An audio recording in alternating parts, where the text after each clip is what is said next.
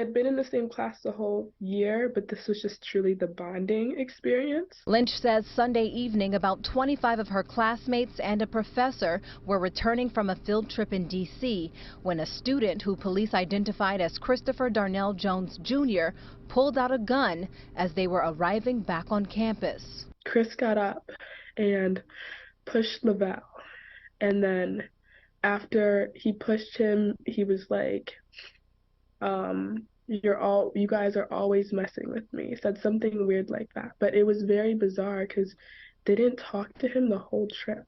Then Lynch describes the fear and fury. And there just kept coming more and more gunshots. The shooter just kind of walked or like skipped off the bus when I saw him pass.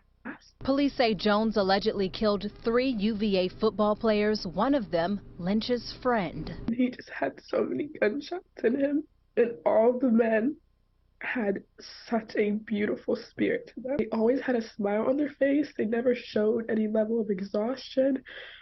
So personable and kind. We spoke with her mother, Robin Lynch, in Wynwood hours after receiving the frightening call no parent ever wants to hear. I think it's a sad state of affairs that, you know, our children have to live to some degree in fear of, you know, the potential of something. He last saw his son a month ago when he came home to do laundry. But what this dad revealed about his son is indeed eye-opening. 22-year-old Christopher Darnell Jones Jr. reportedly overcame a troubled childhood.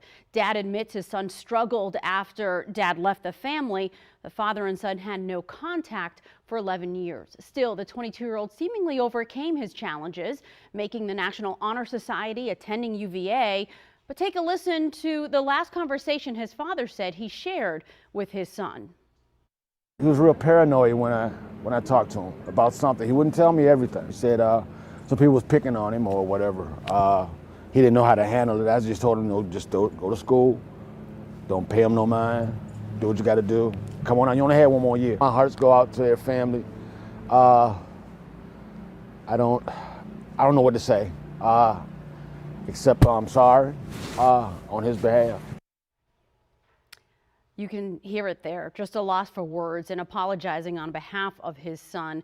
And of course, that community still heartbroken over this loss. The suspect's father said he hasn't spoken to his son just yet, but he hopes to soon. And Zoe, I do have to tell you that I spent time today reaching out to the victims' families and friends. And I just spoke to Lavelle Davis's dad a couple of hours ago. He tells me his son was a remarkable young man. He described him as a diamond in the rough.